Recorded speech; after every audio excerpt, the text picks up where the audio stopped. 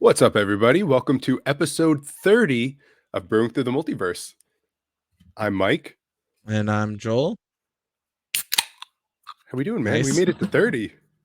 Thank God. Yeah, dirty 30 over here. It's good shit. So I am pouring another Deck Days. It was so good. I think this is going to be my go-to IPA as a local, cost-effective, and delicious beer. Wallen Paulback. How's your week been, man? Paulback. Busy. Just constantly busy. All the time. But we played a lot of Magic recently, which was nice, so it almost feels worth it. A lot of Magic. Dude, that was the most Magic I ever did. That was crazy. I would say that was definitely the most prolonged Magicking I've ever been a part of. Yeah. It was a full 12 hours. We did 9 to 9. We did. We played 13 fucking games, which evens out to less than an hour a game, really. Yeah. It's crazy. So that was unprecedented. I couldn't believe that we achieved such an amazing thing. I kept on relating us to endurance athletes, you know? Yeah. Well, to be honest with you, the sick part of it, and I think I texted you literally the next morning, is that like I could have kept playing. Like I wasn't like sick of it. And I feel like that's just a testament to like how much I love the game, that we could play for 12 hours and I would still, if I had the opportunity, like play more. Yeah, absolutely. I went home. I played Arena when I was laying in bed after that, you know. It's just a little jerk off after the orgy, as they say. You know that age-old saying, the jerk off after the orgy. Yeah, who was that? Teddy Roosevelt said that, I think. I loved it. The only issue is I fucked my back up sitting down for so long. My old ass back was ruined. So next time we got to do like a quarterly calisthenics or something, you know. I'm down. Or also get like a standing table to play on. Yeah. Raise the table up. We'll put some boxes down. Just put the whole table on some boxes. Whatever you got to do. You could squat while you're playing. Yeah, we'll figure something out. This is where human ingenuity will prevail. But yeah, man. So we played 13 games. Everyone won pretty evenly. I think you got the most wins at 5, right? Yeah, 4 or 5. Okay, 5. I got 2 wins. I definitely punted some games, but we had a blast. Plus, Mark had my number. Mark wanted me dead every game. It was you guys got into a crazy blood feud, and I want to say, what was the first thing? It was so innocuous. Like the first. Dude, I played the Kite Sail Arsonist. It's 2 in a blue. It enters. It has ward. Okay, so the ward 1 is really what ruined it. So it entered, and I had to get rid of your commander, but everyone had their commanders out. So I just chose everyone's commander is a treasure token, and the deal was you could sacrifice it and get your, so sacrifice the treasure to put it towards recasting your commander. It was that simple. Mark was so angry at me. And then when he went to go get rid of the Kite Sail in order to get his ship back, it had ward 1, so he couldn't target it. And that was just it for the rest of the night. That was what put it over the edge. I loved it. That's my favorite thing, is like something so innocuous as that to just really get his jimmies all riled up. I liked it. But it was hard to fight through, you know?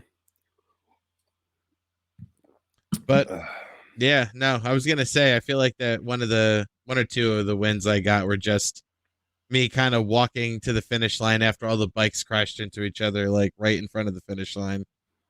Yeah, which I think that's how one of the games went where you and him suddenly went at each other, and you just threw all your resources at each other. Me and Joey are just sitting there, building value, having a blast. So it was very aggressive. I loved that there was none of that. Let's just hang around and see what everybody was just moving for the next game. It was awesome. Yeah, that's how it should be. But any plays or cards that really stood out? Well, I feel like we have to call out when Joey used the Gonti Precon to steal the flip card, the 3 flips, and you get all the cool abilities card from your Kark deck. Kark. Oh shit! Yes. So Fiery Gambit There is it is. the premier card in Krark. You know, Krark is a coin flip deck, and Fiery Gambit says if you win the three flip coins until you lose. If you win the first one, you can deal like 3 damage to something. If you win the second flip, you can deal 3 damage or 6 damage or something like that. And then you can flip a third time. And if you win 3 flips in a row, you deal like 6 damage to everything and draw 9 cards. And he grabbed it off of Gonti and he landed all 3 flips, drew the 9, did the damage, had all the fun, and he stole my card. That was that's what Kark is supposed to do. So that was a big turn. The roar when he flipped that turn 3, Yeah. even though we were all really hurting from it, was phenomenal. So Yeah, it's one of those plays, regardless of where you are at the table. It's just like, I cannot believe that just happened. yeah, just went for it, you know. And so it's a double or nothing. When he won that second flip, he could have stopped there to get it, because if he did that third flip and got a tails, he gets nothing out of that card. Yeah. So it was ballsy to go for that third flip, and damn, did it pay off. Yeah. Speaking of things, before we move on, did you gain any insights about any of your decks? Yeah, honestly, I've from been playing thinking them, about like, yeah, I've been thinking about the reflection all week, and I realize I need to completely alter how I play. My decks are fun, um, but it's my play style that honestly is my biggest crutch. I just don't know. I don't know when to move forwards or hold back. I really am not a good Magic player. Um, that's not true. so I I feel like I you am do things and you recognize that that's not the best thing to do. but then I'll do it again. It's not like I learn my lessons. You know, I'll always say I am fantastic at analyzing cards. I'm fantastic at noticing synergies and putting cards together. But when it actually comes down to piloting and practicing, I can't get out of my own way. Is really what it comes down to. I don't pay attention to some things. I overzealously use removal on things that obviously I didn't need to remove. I will swing into things and lose creatures just to deal some damage that I didn't need to swing at all. There was no need. So I just have to learn to pace myself a little bit. It's almost like, well, I'm not going to mention this analogy. It's very off color. So I have to just learn. But ultimately, it was just the first time we ever sat down and played 13 games that I really got to notice my pattern of how I play and how I can't close the deal. That because you got close a lot. There were several games where, like, in fact, I'm fairly certain there was one where I was like convinced you could have won if like something got sequenced differently or something. Like I forget which game it was, but yeah.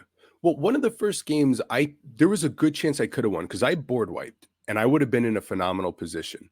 And Mark instant speed killed something or stopped something that killed. Oh, he instant speed dropped creatures that killed me and stopped the board wipe. But later on, we found out that card didn't have flash.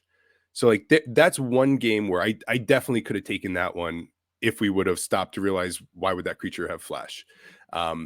There was another one where definitely things could have worked out. But again, I don't notice when it's about to win. And I'm just doing and playing the cards I want to play. I got to pay more attention is really it. But word. Some personal insight. That's not what I was actually thinking of when I asked that question, but that was I was thinking more just like deck things, but that's a good bit of growth as a Magic player. Yeah, for real. Because it played out the same with Keldon, Carolyn, and Nick, where my decks were going crazy, and I'm so enamored by what my deck is doing that I just don't pay attention on how to win. So, but other than that, I could use some more card draw on all my decks. That's another. Yeah. How about you, man? My card draw is I really don't put cards in that say, hey, draw some cards for X amount of mana. It's normally when you play a creature, draw cards. Whenever you do this, exile the top X cards. Like it's built-in card draw, which maybe I need to just pieces like that. 5, 6, 7, like not too many. It's not in my heavy, my thought process. Yeah, I have more removal than I do have card draw. That's insane. I have like 10 to 12 Yeah, card draw or card advantage type spells in every deck yeah. by I default. I that makes sense, and I noticed it. You always had a good grip. You were always in a good state, even in the games where like you were kind of mana fucked and this and that. You had a full grip. You had things you were doing. I gotta take a little tip from you on all of that because I mean the numbers proved it. You were Yeah. by far the biggest winner, and like the first game or two was just nut draws. You went Oh off yeah. harder in the first two games than I've ever seen anyone go off for like casual built decks. Well, I will say, hold on, quick caveat that I did some research. So, but the first game we played with Stella Lee, and it's just a combo deck essentially, like a Storm kind of combo deck where there's a couple cards where you can just win with Stella out of nowhere. So I did some research, and it turns out she is making some like waves in the CDH community. She's not like top tier or anything, but she's definitely like a contender. I think she put up some good results at like some tournaments that have happened since she's come out. So I was thinking about just fully converting that over to like a CDH deck, just like not like I'm not gonna get a Volcanic Islands because that shit's way too expensive, but Right. I feel like I could get away with not having it. A few more tutors and fast mana, and you're there. And then you know? it's there, yeah, honestly, that's it. And then the other thing is that Ilharg is gonna get a Jeweled Lotus and a Mana Crypt. Yeah, nice. I I think I'm gonna up some of my decks too because I noticed I definitely hold like I don't play a lot of staples. And that's my thing. I don't play staples. I don't play a lot of super powered cards. I have limits of like in rulings. I think I'm gonna just put some power into some of my decks because a few extra little oomphs can close the deal. Like my deck has a lot of synergy, but I don't have a lot of closers. That's the thing that my decks normally do hit. Is like I feel bad putting in these closing cards, but at the end of the day, it leaves me super powerful, but not able to seal the deal. So I'm gonna look into that. And Rowan. So let me bring this up too. I played Rowan twice. In both times, I literally brought myself down to one life for the lulls and then died from someone doing something to me. In neither game did I actually have to bring myself to one life. For one of the turns, I was like 27 life, and I had a Doom Whisperer out, and I had a Torment of Hailfire in hand with Rowan out. So all I had to do was, I don't know, surveil 5-6 times, take the 12 damage, and then cast my Torment of Hellfire for 15. That would have been more than enough. I would have been over 10 life. Everything would have been fine. But I couldn't help myself. And I surveilled myself down to 1. And then at that point, it's slim pickings. Nothing resolved. Rowan got removed at instant speed during a surveil. So I couldn't even tap her to do my thing. And now I'm just stuck at 1 life. I don't need to go so hard in the paint with Rowan. But both games, I didn't learn on the second one. I did the same thing on the second game. So I don't know whether I break Rowan up because it's just too tempting of a gameplay for me and take all of the power from that deck and just put it into my others, or if I just, modify how I play it. Well, do you like Rowan? Like, do you enjoy the play style? Do you like what she does? I like the fact more that I'm skating on the edge by bringing my life so low. That's why I do it. It's like I like that rush of like I'm at 1 life. Let's see if it goes off. But then it doesn't go off, and then I have to sit there and watch the game because it was only turn 4 when I killed myself. Yeah.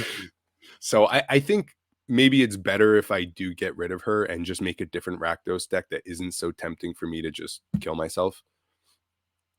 But at the same time, she's a good deck. She's fun. I do enjoy that we're all kind of have one deck of like, yeah, maybe not like CDH level, but like as close as we can get without like, spending $200,000 on a Time Twister. Yeah.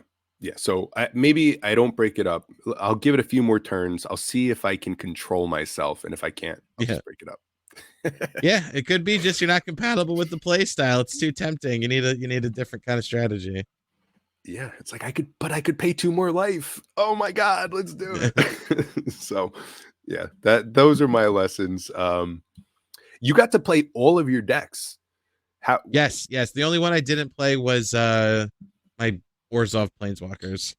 which I got to play, and that was one of my 2 No, you wins. played my Jeskai Planeswalkers. Oh, right. Tormac or whatever. Who's No, your Guff. Orzhov one? Oh yeah, it's Atomic Tomic, right? or Tormac. Tomic. I don't actually know to say it. Yeah, I don't know. All right, so that's cool. How do you feel about your decks? Because you have the largest allotment of decks out of everybody, and you got to see the whole thing played out in one day. What are your thoughts?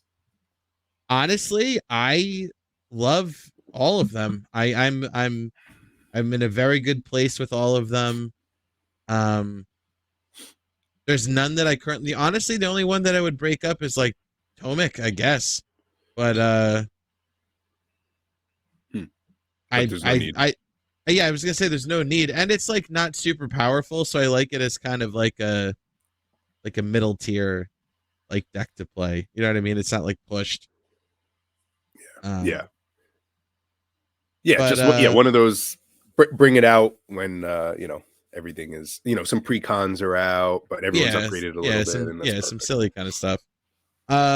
Yeah, and the other thing too is that the table doesn't know how to deal with planeswalkers. So that's another thing because I feel like my Guff Planeswalker deck has like an insane win rate, and it's because it just nobody knows how to like judge Planeswalker like hate or whatever. Very, very accurate. I played your Guff. I had 4 planeswalkers out, and no one gave a shit. Like they didn't even look at them because it's like, I don't have removal for it. I'm not going to swing into it because you have 3 more. They just left it alone. And at that point, I have a full hand. I have all these planeswalkers. Everything's going off, and there was nothing anyone could do. Yeah. So, once you have like 4 out, including Guff, like it gets silly. yeah. Because Guff's making like ramp for you every turn or drawing you cards and everyone's getting drained, which is why I love him as a commander so much because Super Friends is another deck type archetype that struggles with like closers. Like a lot of the times I feel like previously closing a game with Super Friends decks was just like, do you guys even want to keep playing? I have so much value out. Like, is it worth it? You know what I mean? Like I have 6 emblems and whatever. So that's why Guff is cool. Like, every turn draining people for 3, 4, 5, it adds up. Yeah. But also, you can close the deal. I mean, so the way I ended up winning it was I ultimated a Chandra, where whenever I cast a spell, it dealt 5 damage. Dumb. Like, awesome. So, like, there's ways that planeswalkers can definitely close now. The card draw. I had Teferi and the Chain Veil. I didn't even want to get into that. The combo. You had lost the game already, so you were looking at my hand, and you're like, dude. I'm like, I don't know how. I'm not even thinking about it. I've got so much going on. I don't want to hold up the game. I'll just kill him with Chandra. But yeah, I was very impressed with that deck. That was a lot of fun. And it kind of inspired me to build or at least put more planeswalkers into Commander because there's value there that people don't even realize because, even if they do swing into it and kill it, that saved you some damage. And you got at least one, trigger off of usage out of it. Yeah. Yeah, I think planeswalkers are finally ready to enter the Commander world in force. Yeah. The only other thing I wanted to point out is like Simic is such a dumb color combination because I literally threw together like my big green creatures that don't have a home anywhere and ramp into a Emoti deck, right? Emoti is the snake, Cascade Snake. Yep. And just like the power of being at like 5 lands on turn 2 or 3, and then all of a sudden now you're just like cascading and casting things and everything's gigantic. It's really silly how strong like green ramp is. Yeah, and especially in the Simic because the multicolored the Simic cards, they add so much to that of just draw cards, play lands, draw cards, play lands. Yeah, that's what they all say. And then play 2 lands, draw an extra card. Yeah. So that was fun. It's a good color pair. I liked loot a lot. It was an excuse to play battles. That was fun. That was a lot of fun. Yeah, you used your battles and really wanted us to swing at your battles. So I was not joking I was serious that in that deck, there's less value to me to flip the battle than it is to just have the battle out counting as a card type. None of the Yeah. backs of any of the battles are worth not having the card type to trigger loot. So that's why I was like, if you guys wanted to attack them, you could, Yeah. because then I wouldn't have a battle.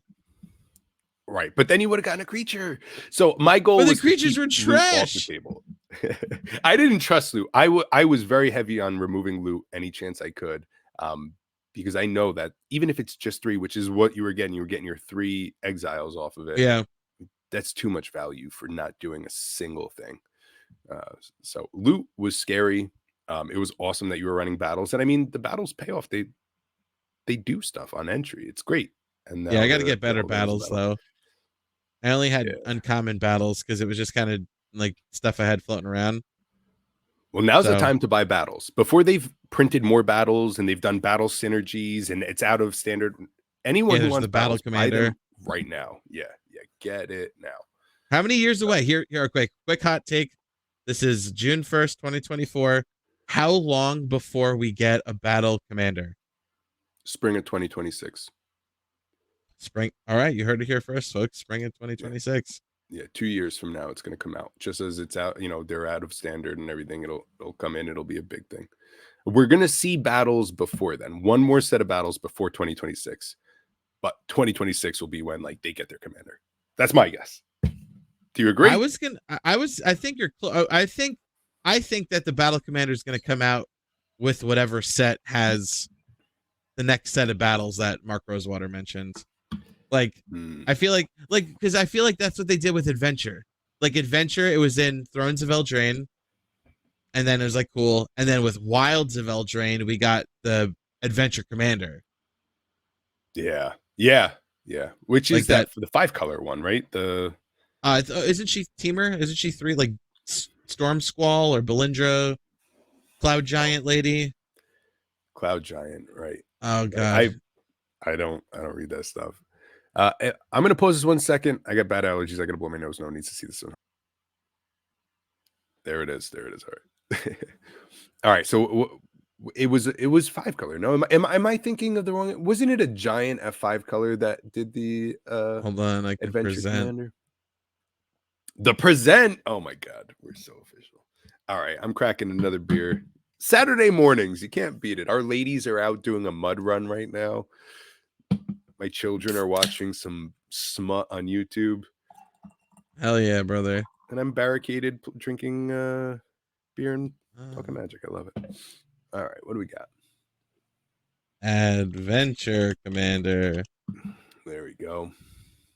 This chick. That's her.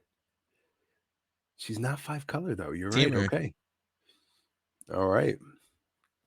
Well, cool. Then I also forgot about this guy. Oh, I guess is also an Adventure Commander, but fuck this guy. This is terrible. Yeah, put him away. Get him out of here. This is great. I tell you, I'm still tempted to build Tom Bombadil because he's the Saga commander, and I think you should, or at least the only problem is go on. I'm afraid it's going to be too long-winded, and it'll be one of those get that shit off the table deck. But no, never. All right, I'll consider it. I have 9 Tom Bombadils in every version and foil, non-foil, extended, alternate. I think the best version is the cool poster one from the second release. The only one I don't have, yeah. That one's. I mean, that one's fucking sick though. Yeah, it is. I'd probably run the alternate art. I really like him.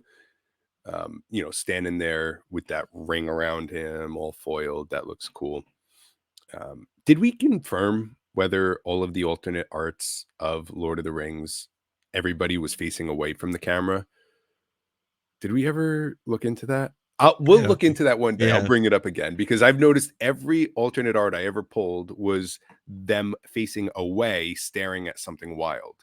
Tom Bombadil, Gandalf, Samwise, all of them are just looking away from the camera. So I don't know if I'm onto something there. We'll look into it. Conspiracy. Yeah. What I was going to say, though. Go ahead. Oh yeah, was the Abzan saga commander that came in the enchantment precon from Commander Masters. If you didn't want to do like 5 color, that's another option. Commander Masters. I'll have to look into that. If I did, I'd probably go um, Tom Bombadil, only because some of my favorite sagas are blue. Actually, I think they have a lot of fun Oh, sagas. So I think I'd throw some cases in there too, just because I really like cases. Okay, here's the thing. I love cases. I think cases should be coming back all the time. I think that was one of the coolest things. I played a case at Commander, actually, Pulse of the Crimson something, Crimson Tide. I don't know. That's one of my favorite cards in red, which isn't a mention today, but we will get to that. But I think if you can take some time as a Magic player and look at some of the cases, I think you can find at least one that'll fit a deck that you'd be very surprised in what it does. Because once the case is solved, it's giving you wild advantage. It's almost like an emblem that can be yeah. removed. But the cases are real. Cases, sagas, battles. Damn, we're getting peppered with some good shit these days. I All love right, but it. you at least need to run Narcy in your Tom Bombadil deck then. 4 Deal. mana, Yeah, yeah, yeah. Abzan, lifelink. Whenever you sacrifice an enchantment, draw a card. Whenever the final chapter of a saga you control resolves, each opponent loses X life, and you gain X life, where X is that saga's mana value. Wow. So if you had Tom Bombadil and her out, when a saga ended, you would deal damage equal to the CMC and then get another saga out to the battlefield Yes, immediately, which is wild. and draw a card. Oh, yeah. Draw draw a card, get a free saga, and damage everyone Drain. for 4 to 8 damage is really kind of what it is. Sagas aren't that cheap, so that's awesome. All right, maybe I'll look into that. Maybe that'll be when I break up Rowan, that'll be what I build next. Yeah. Well, all right, damn, we're a half hour in. We haven't even gotten to modern. Uh all right, so I guess everyone is the hot topic is Modern Horizons 3 top picks. What is good in Modern Horizons 3? Now I look to this in the eyes of Commander, so the cards I'm looking at are not for modern. I'm not a modern player. When you were analyzing this, did you ever think about modern? Not even remotely. All right, Not even a little bit. yeah, We're yeah, never gonna play modern again. If we played I anything, know. it'd be Pioneer. Pioneer. Honestly, I'd stick with standard. I like the limitations of standard because Pioneer is already solved, and there's already those fucking sweats that just they already know what they're doing. They already know how they're gonna fuck you. They're I don't like it. I don't like playing against people who already have a plan against me, and I'm over here being willy nilly. So standard for me, but which means I'll never see these cards except for Commander.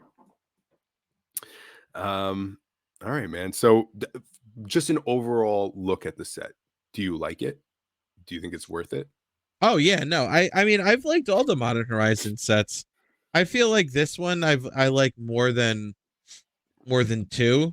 Um just because it has an Eldrazi like sub theme to it, so that or it has, the precon. I don't know how many of the cards are actually in the main set. I think the Titans are. But that alone makes me love it. And the Yeah. flipwalkers. I love flipwalkers too. Yeah, yeah, and some of them are really, really good. I'm sure we'll cover them. I got one of them I want to cover. Now I bought some packs off of Whatnot. I recently got this app, Whatnot. I'm a little Dude, late to it's the crack game. cocaine. It's too much. Bro, bro. So I just literally went on for science, just wanted to check it out. And I ended up buying 2 packs of Modern Horizons 3 that already got shipped to my house. I already opened them. I pulled a Flare of Denial, and some other cards. I mean, it was 2 good packs. And then this morning I'm laying in bed and I just bid on another pack. And it was, rip right there. And they ripped it open and I got myself $65 worth of Ocelot Pride is like $40 right now. It's like the best one drop ever made in That's Magic. insane. So I got one of them. Yeah, and then there was a foil Warren Soul Tender, which apparently is like $20. I don't know anything about these cards, but Apparently, it's Fuck value. yeah. So yeah, but I got to delete that app because every day I'm just watching. I almost entered a $60 break. I don't even know what the break means, but I almost entered it. Oh yeah, I've done some breaks in Dangerous. the past. It's yeah, no, it's I would even say it's probably like heroin of the Magic world. Like if opening packs is like crack cocaine, this is heroin because it's like more Yeah, concentrated. yeah. You have to go to It's the a lingering store. drip. Yeah, Yeah, you don't have to. they You're just sitting on your couch with that face staring at your yeah, phone. You know, like. like open that, open it for me. And then the guy was ordering Subway like midway to opening it, and now I'm just waiting. I'm like, dude, just open them. Yeah, dude, Literally like an it addiction. is definitely whatnot is dangerous. Oh, but good shit. Good shit. It's fun. I'm having fun while doing it. So whatever. We'll see And how that's all fun I that am when I matters. can't pay my mortgage because I. Yeah, but all this value. Yeah, shit, dude. I gotta say real quick before we go into this, this morning I woke up. I went into the garage and I started working on a knife. I'm doing a folding knife, and I was grinding a whole bunch of steel. But I was wearing Crocs, and my Crocs got full of steel shavings. I have so many steel burrs and splinters in my feet right now. I can't even put my feet on the ground. But I also hurt my back, so I can't really reach my toes. So I'm in this I'm in this horrible like torture where my feet are full of steel, but I can't quite get down there to pull them out. So I either have to wait for Dana to get home or my children are going to be pulling steel out of my toes.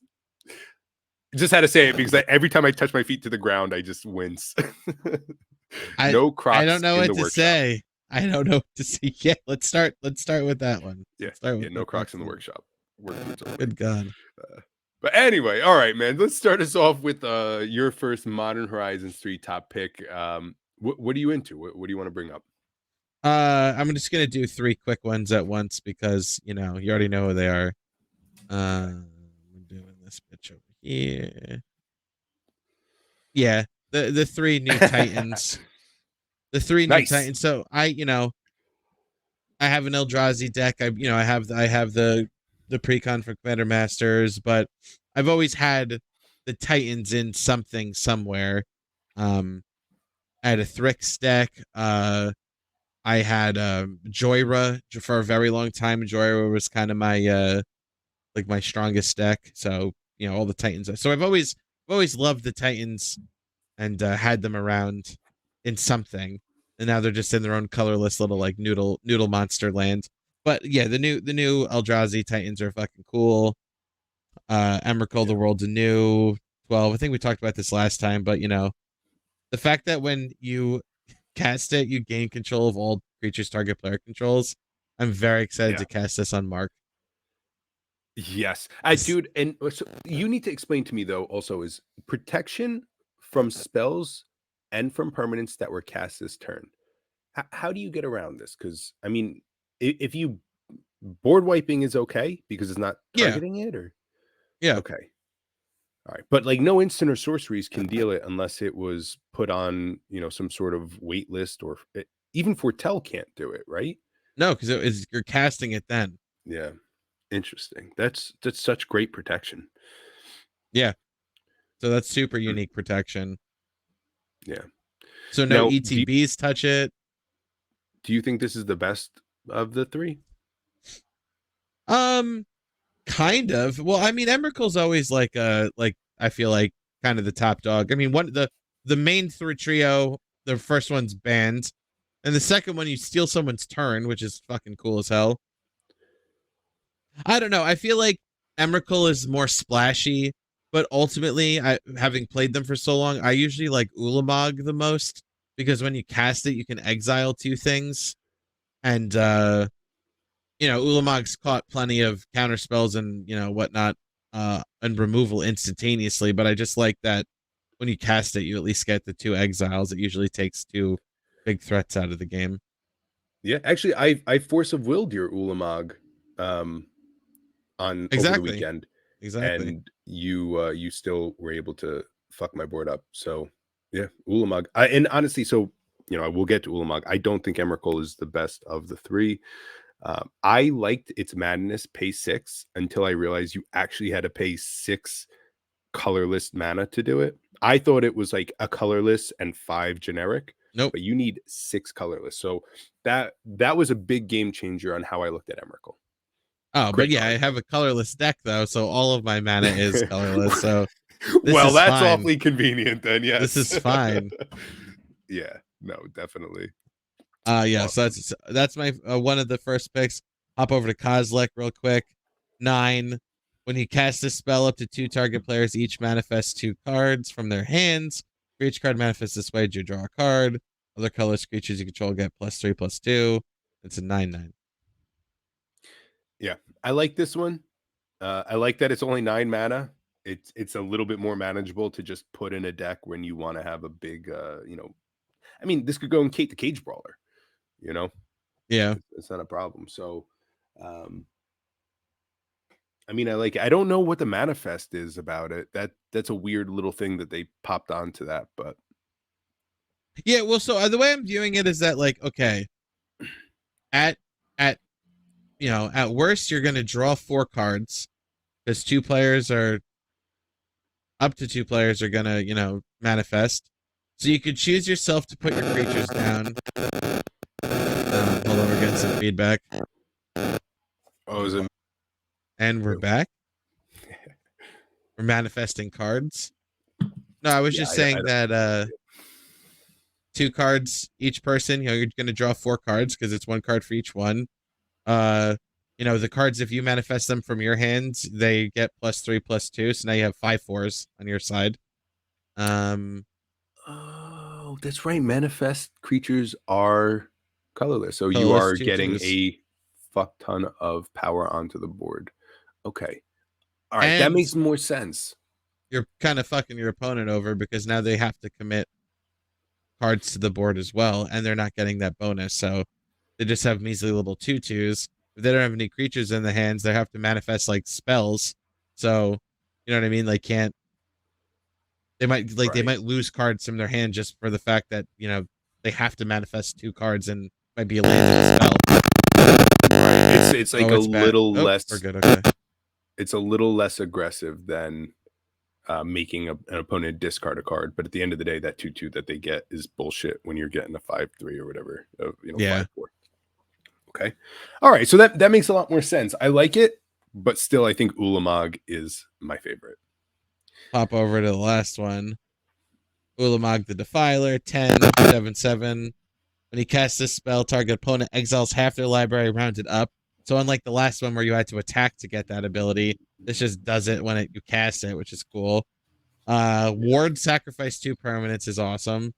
Though I wish it was non-token permanents because there's so many tokens running around nowadays.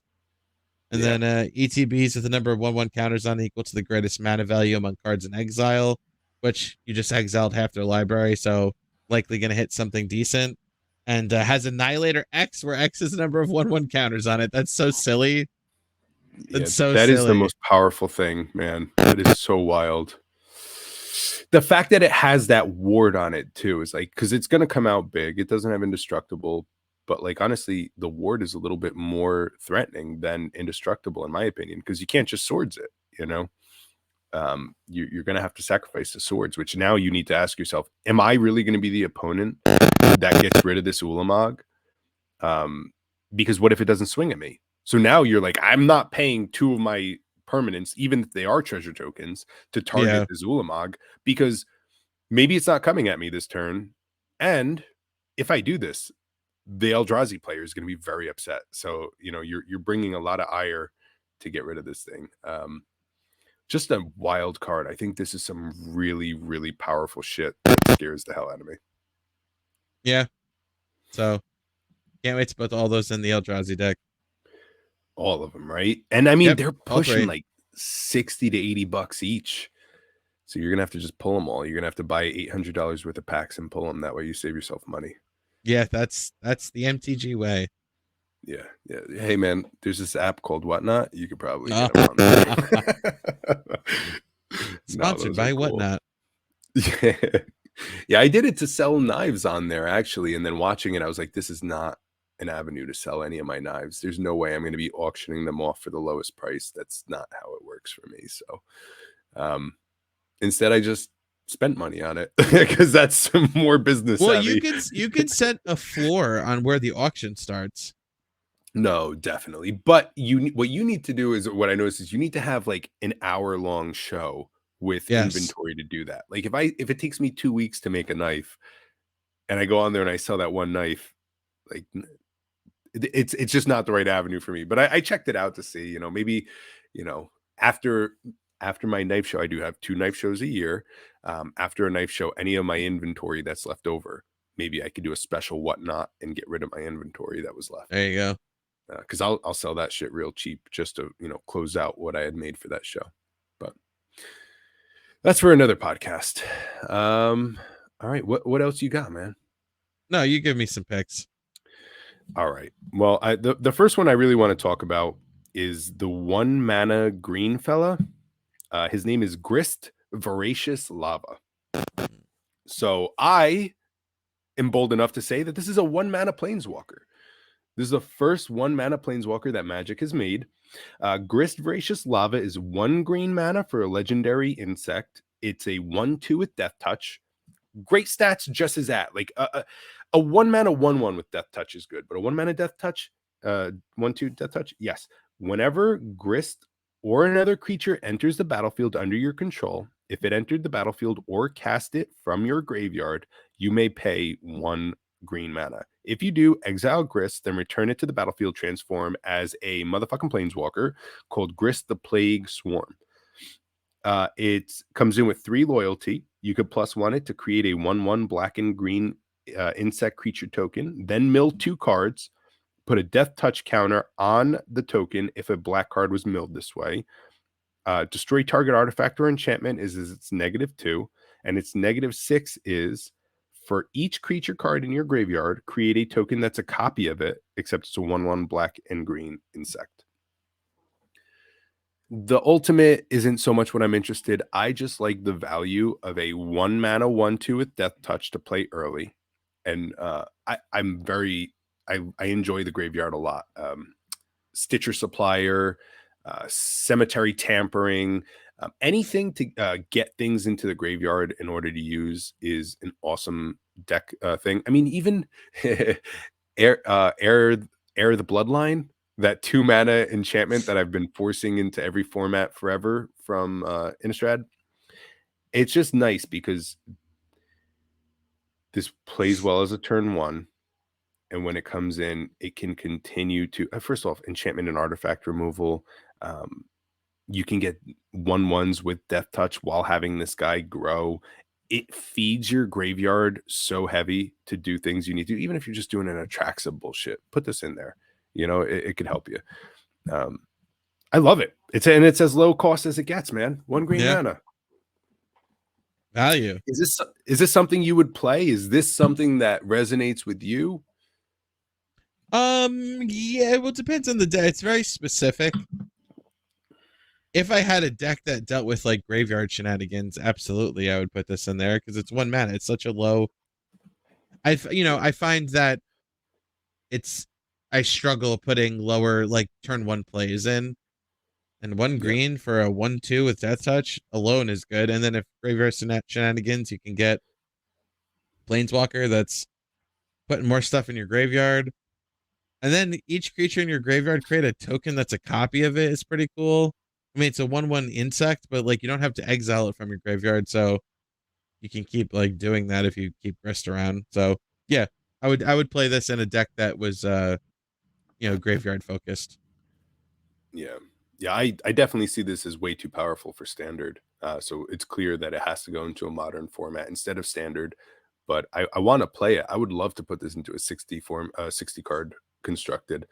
It's a shame it's just not in any format I would play. But I don't think it's Commander. Let me just say, this one I picked just because I love this card so much. I don't think it's Commander playable. You don't think it's Commander playable in a green black focused graveyard deck? Yes, in specifically a green black graveyard shenanigans deck. Yeah, yeah. I wouldn't run this in general. Right. Well, yeah, because like let's just say you're running a green black, a green black deck, and it's not specifically graveyard. I wouldn't put this in there. I mean, because at that point it's just a 1/2 with Death Touch. But if you don't plan on getting anything out of your graveyard like turn 4, turn 5 to make this Planeswalker worth it as an early drop, it's not worth putting in at all. Yeah. But yeah, little fella. What do you got? What's next for you? All right, so yeah, just kind of like two more. I love this card, Angelic Aberration. It's 5 and a white for an Eldrazi Angel, and the art is like insane. Like that's crazy looking. Devoid Flying Vigilance. But when it ETBs, sacrifice any number of creatures with base power or toughness 1 or less. Create that many 4/4 colorless Eldrazi Angel tokens with flying and vigilance. So, jeez. Yeah. I was always a big fan of God Eternal Bantu, which allows you to sacrifice I think that's just permanence, but to draw cards. So I like the effect of if I could throw these away and turn them into something. But I just love the idea of casting this and then sacrificing a bunch of like soldiers, and then you get like 4/4 Sarah Angel Eldrazi monsters. Now, Eldrazi spawn are 1/1s, right? 0/1s. 0/1s. Okay, so ultimately just make a bunch of spawns. Or no, are spawns 1/1s and scions are 0/1s? Or is it the other way around? I honestly, I don't know the difference. There is a difference. I'm just making sure that none of them are like 0/2s or anything like that. No. Okay. But it's also base power or toughness, 1 or less. Power or toughness. Oh, okay. Yeah, so as long as one or the other is 1 or less, you can use it. And it's 5 and a white. It's not even asking you to cast any, I mean, it must be a devoid spell, right? Devoid, okay. Yeah. But like you could just put it in a white deck. That's pretty good. Because all right, then at that point, 100% you're correct. Make all these soldiers, and suddenly these soldiers are angels, which is something white wants to do, but done in a deformed aberration Eldrazi way. That's awesome. Damn. Super cool. Love it. So I'm gonna put that in my I'm gonna put that in my Caesar deck. Ew. I guess I should say Kaisar, but yeah. No, that's awesome. Nice. Yeah, I honestly I didn't even read this card. This kind of went past my radar, and that's something I would consider. Fuck. Yeah. Super great. Love this card. And then my last one is this guy. So this one, this one for me is like kind of for the art, and I know it's not like super crystal clear here, but just I love that he's like a demon on a throne of like angel's wings. Like that's fucking awesome. Oh shit. Yeah, that's super cool. That. And I love Orzhov, so I feel like a demon sitting on a throne of angel's wings is like awesome as hell. 5 mana for 6/6 flying. Yeah, Elder Demon. Sacrifice another creature, create a blood token. If you sacrifice an angel this way, create a number of blood tokens equal to its toughness instead. And then 3 hybrid Orzhov, sacrifice 6 blood tokens. Return each creature card from your graveyard to the battlefield with a finality counter on it. Those creatures are vampires in addition to their other types. Damn. So that's a high ceiling. Yeah. I hate the fact that I already have an angel commander deck, because I would build this if I didn't have an angel commander deck. But I just love this card because I think the art is so fucking cool. Yeah. Who's the artist on that? Shout him out or her out. Chris Rails Beals. It's not clear here. Something Chris. Yeah, because that art really, I mean, his wings spread proudly over those the dead angel wings. That is so fucking cool. So sick. Damn. Yeah. And I mean, the fact that it's a 5 mana 6/6 flyer alone, nothing else needs to be on there, and I'd be like, all right, yeah, that's cool. Shilgengar. All right. Well, my next one I want to call out. We'll stick with green. Is Birthing Ritual.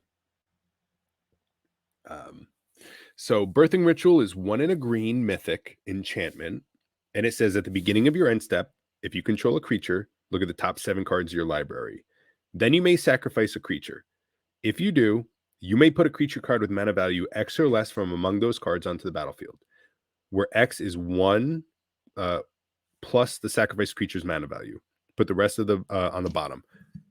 The most important thing that this card says is look at the top 7 first. So you cannot whiff off of this. Typically, it's like sacrifice a creature, then look at the top 7 and see if you get anything good. This is, hey, look at the top 7, see if there's anything worth it. If there is, do you want to swap out one of your creatures for this slightly larger or even creature? Now, specifically, this is a Henzi card for me because Henzi does blitz. You're going to have to sacrifice your creature at the end of the turn anyway. So Birthing Ritual says play your, Archfiend of Disparity, swing at it as somebody, make all the triggers of the enter and the swing happen. Everything happens. Now you're going to sacrifice it and draw a card. But before you sacrifice and draw a card, check with Birthing Ritual. Is there any other creatures you want to replace with this? Yes. Get rid of the thing, draw your card off of the blitz, and then get a brand new creature onto the battlefield permanently. We just went through this thing with Drivnod over the weekend where I thought Drivnod was helping a lot of these sacrifice cards, and it does not synergize at all. It doesn't synergize with this either. So maybe I get rid of Drivnod and I put in a Birthing Ritual because this will synergize with every card. Yeah, this seems like the way. It's cheaper, it's more efficient, and it will bring out a creature for sure while letting everything else happen. So Birthing Ritual is something that if you're playing big creatures, if you're playing things that, you want things to die, I think this card's wild. Like, wild. So Henzi. Cheers to Birthing Ritual. Yeah, juice up Henzi, because I fucking love Henzi. Henzi's a great deck. Yeah, I felt like Henzi was one of my more powerful decks, so I stopped playing him in order to do my more unique stuff. But I think Henzi needs another fixin' for my play patterns because he's a ton of fun. I got to tighten it up. So, do I have any more green cards? Yes. Oh, the other green card I want to shout out is Fanatic of Ronus. Okay. I don't know if you know this. So it's 1 in a green for a 1/4. It's only a rare. So it's a 2 mana 1/4 mana dork. It taps for green mana, but it has Ferocious. It taps for 4 green mana if you have a creature with power 4 or greater. You're playing green in Commander. This is a great 2-drop. Turn 2, you drop this. Turn 3, you drop a massive creature that's obviously higher than 4 power. And then from there on, it taps for 4 mana as a creature. This is insane. But it also has Eternalize. So, like, let's say someone is like, oh, no way you're having that. Get rid of this. It's first off, it's 4 toughness. So it's not like you could just lightning bolt this. You get rid of it, and then you can Eternalize it. And it's almost like pay 4 mana to get a mana rock that taps for 4 mana. So I want these. I want to get a few of these. I think this is one of the best. Because you got to compare it to like what's that, Paradise Druid, which is just it has the hexproof as long as it's untapped, but it only taps for 1 mana. Like I'll get rid of the hexproof if I could possibly tap this for 4 mana. That's crazy. 4 mana. Damn. Yeah, I want like 4 of these. Good old mana dorks. Yeah, mana dorks are great, especially mana dorks that can come back from the dead. Yeah. Eternalize them. Cool art. Ronus was a cool commander. A cool god. I liked Ronus. Any other picks from Modern Horizons 3? Yeah, let me just throw out. First off, Flare of Fortitude is the best of the flares.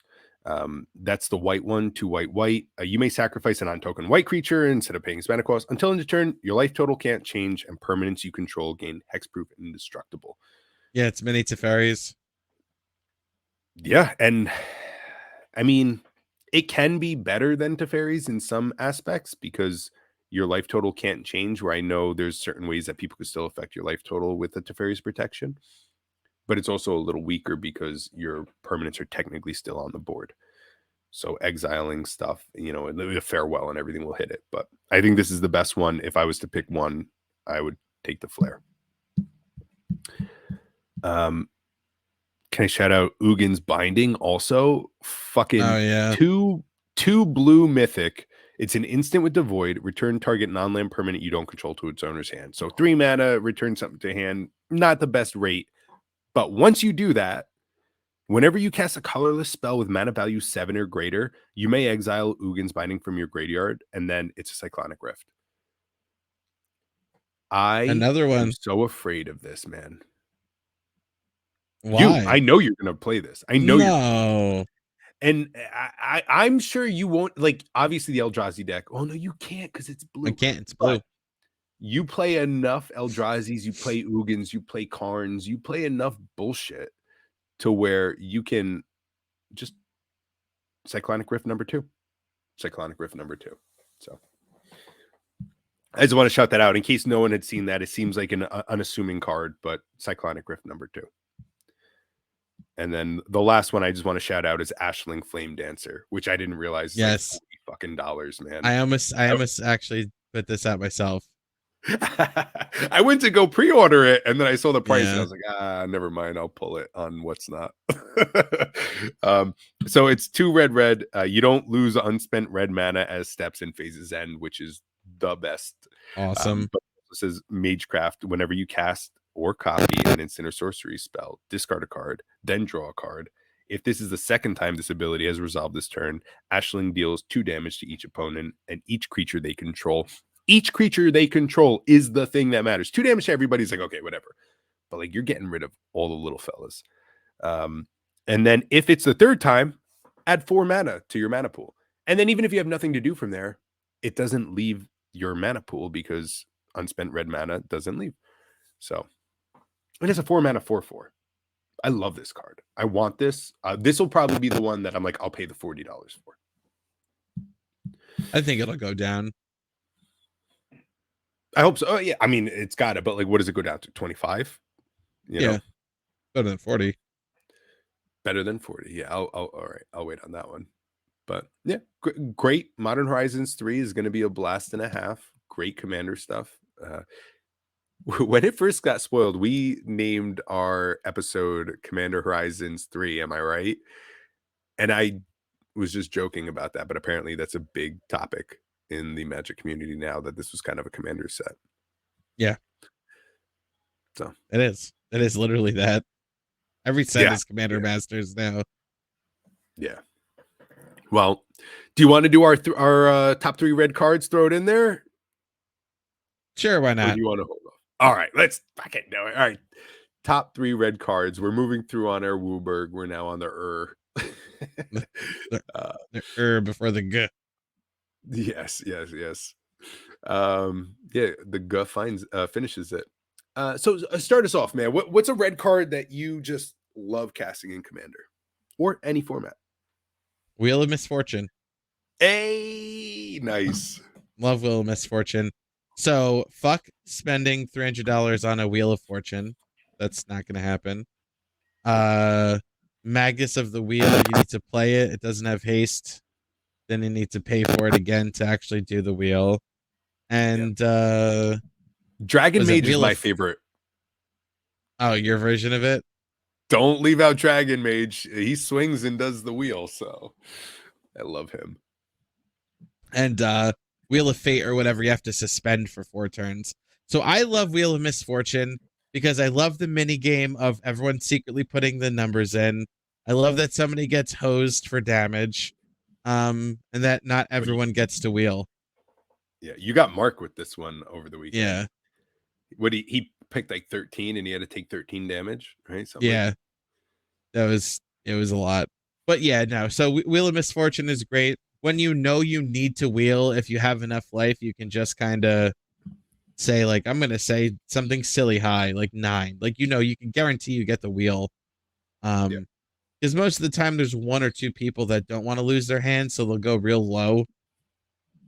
So, big fan of this card because you almost always get the wheel that you need. And the mini game is fun. In red, there's a lot of decks where it's like I need to cycle through my deck, and there is no real red cards that do that. Brass's Tunnel Grinder is a card that's similar to this. So again, I'm always pushing Brass's Tunnel Grinder. It's not on my list. But when it enters, discard your hand and draw that many +1. So it's your own personal wheel that can. And I played it over the weekend, and Tunnel Grinder did let me dump my hand and draw. It did end up flipping. I was able to discover off of it. So Brasses is a good one. But Wheel is this awesome, bold play for 3 mana where you're dealing damage to people. You're definitely getting your wheel. And you watch people kind of panic a little bit of like, I want that wheel, but I also don't want to take the top damage. And no matter what, someone is taking that damage. So Yeah. Even if it's only 5 damage for 3 mana to deal 5 damage and then get yourself a whole new hand. Not bad. Wheel. And how much is a Wheel of Misfortune? It can't be that expensive, right? $3 bucks, it looks like. Oh, okay. I was looking at the Secret Lair drop. $3. Yeah. Get your Wheel of Misfortune and cast it, because people are going to have a blast with it. You watch people get very upset, very panicked. They don't want to lose their hand. They do want to lose their hand. How much is it worth it to lose their hand? And the artwork is just cool. It's just so fiery and Rakdos. I know it's red, but that looks Rakdos. Yeah, super cool. All right, your pick. All right, here we go. I'm gonna kind of match this one a little bit, and I will say Prisoner's Dilemma is my one of my choices. It's a new card, 3 red. Each opponent secretly chooses Silent or Snitch. Then the choices are revealed. If each opponent chooses Silence, it deals 4 damage to everybody. If each opponent chooses Snitch, it deals 8 damage to everybody. Otherwise, it deals 12 damage to anyone who chose Silence. It has flashback 7. I've been playing this in Krark. Every time I cast it, if I cast it, it's getting doubled. So watching this happen 2 times is it's a lot. And you watch the first go around where people don't really know which way to go. Are they going Snitch? Are they going Silent? And then so over the weekend when I cast this, it was great. It was a great example where like not everyone picked Silent and someone had to take damage. And then in the next play, when everyone was like, oh, okay, I guess we all picked Snitch or whatever, someone chose Silent and they had to take the 12 damage. And even in that second play around, people weren't really too sure how to do this. And a lot of damage happened for the 5 mana. You're supposed to always choose Silent. I don't understand. Unless your life total's low, and then you got to go Snitch and hope that you just take no damage. But the problem is when it's copied and there's another one on top of it, it's like, and everyone knows that you're a snitch, that you're a filthy snitch. Yeah, but then you got to pick Snitch and hope that everybody then picks Snitch, and then at least you didn't. But then you're taking the 8 damage with which, if everyone would have picked Silent in the first place, like everyone's only taking 4. Yeah, it's just that's the choice. But if you pick Snitch that second time and someone still does pick Silence because they're a good human soul, then you didn't take any damage and someone's really hurt. I'm having so much fun with this card. I had to put it in my top 3. What else you got, man? All right, my next is an old favorite from back when I played in high school. It is good old Torian Mauler. You've cast this so many times. Yeah. Yes, I fucking love Torian Mauler. So my first ever deck that I built myself that I felt like was like pretty competitive, and I'm talking competitive in like a table, like kitchen table Magic type of way. I wasn't playing any formats or anything. It was literally just cards together. One of my first decks ever I put together was a green-red allies deck. The Zendikar set block was coming out. Allies were just introduced. I really loved how they all buffed each other up, which is super cool. And I also got a hold of some Torian Maulers from back when, because I was buying Lorwyn. Lorwyn was like the set that was out when I first started playing. And, I realized, oh my God, this card can be everything, which means it's an ally, which means it can go in this allies deck. And ever since then, anytime I play a creature deck, or like a tribal deck of any sort that has red in one of the color identity, Torian Mauler is 100% going in. Because so it's a 3 mana 2/2, which isn't fantastic, but whenever opponent casts a spell at all, you put a 1/1 counter on it. So it gets huge quick, especially in Commander. And it goes in every tribal deck that has red. So yeah. Love Torian Mauler. Yeah, it has a home in any deck you're trying to build, really. He's that adaptive fella that can show up at any party. You know that one friend that you don't mind inviting to any group of friends because everybody's Yeah, got because different they groups. can you know? blend. Yeah. Yeah, I got my nerd groups. I got my construction groups. I got my it could fit anywhere. He's a fella, Torian Mauler, and for 3 mana to just grow into whatever you need him to be. Yeah, big fan. I think he needs a secret lair. He's got Yeah, to get. I would buy it. Yeah, because I mean, so many people are running him. Get him in that secret lair. A changeling secret lair. Let's get that. Yeah. I've never cast one though, and even when I do my tribal decks, I do not run changelings. Why? Only because I don't. Obviously, they are clearly the tribe. I don't see them. It's just something that I do where I try not to put changelings into it, except scarecrows. Scarecrows was the only time where I was like changelings Needed all it. day because I Needed it. it. Yeah. The only other changeling that I'll run by default is Realm Walker. Yeah, that's a good one. That's a good one. I mean, and he's the Realm Walker is the green one that I have it up when now. it enters, you can look at the top card of your library. Okay, read it. Yeah, you got that. You can look at it, and then you cast creature spells of the chosen type from the top. Boom. Again, yeah, that's real. Any tribal deck with green should have Realm Walker in it. Yeah, that's a good one. And how expensive is a Realm Walker right now? You can get it for like $3-4. Boom. Yeah, not bad. All right, yeah, grab them now. All right, my next red one I'm going to bring up is Chandra Hope's Beacon. Okay. So it's a 6 mana red planeswalker. This is one of my favorite planeswalkers in red. It's 4 black, 4 red. It has the static ability of whenever you cast an instant or sorcery spell, copy it. You may choose new targets for the copy. This ability only triggers once each turn.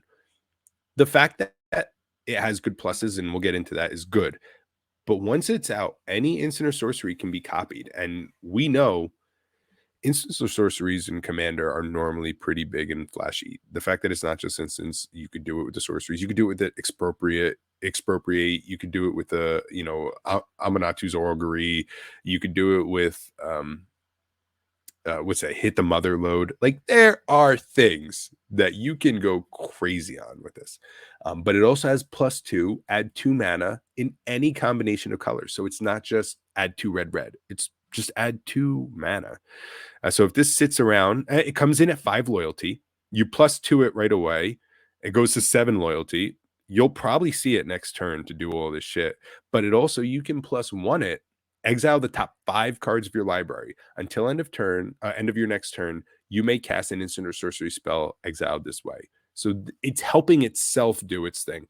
6 mana is a lot, but if you have any extra mana, +1 it because it's a plus, not a minus. And let's say you get something like a lightning bolt or a thrill of possibility or anything like that, and suddenly that's getting copied because you haven't cast an instant or sorcery yet this turn. It will see it trigger. And then it has its -X of Chandra Hope's Beacon deals X damage to each of up to 2 targets. So maybe we're not sitting in Commander. Maybe we're sitting in a different format. 6 mana is a lot. You get it for 5 loyalty. You -4 it, and you deal 4 damage to your opponent's 2 creatures. They now have no creatures. And although your Planeswalker is only at 1, it is completely protected and ready to move forwards for the next turn where you +2 it. It goes to 3. You cast your instant or sorcery. It gets doubled. Chandra Hope's Beacon is one of my favorite Planeswalkers because it enables a lot in things that I want to do. It's a great card. Absolutely. Also love that the art breaks the border a little bit. Yeah. The alternate art on this too, the borderless art. I have it borderless in foil, and it is just gorgeous. It looks like it's on fire. That card is actually on fire. Super fucking cool. Yeah. How much is it? It's under $5 too. So I mean, again, 6 mana is a lot, but what you can get out of this is possibly a game win from this one card. And I've done it. Clark has won the game because of a Chandra Hope's Beacon. So, all right, what's your final red? My final red is Chandra Awakened Inferno. No, that's what's up. All right. Yeah, dude. Yes. So That's great. I love this card a lot, specifically for one reason.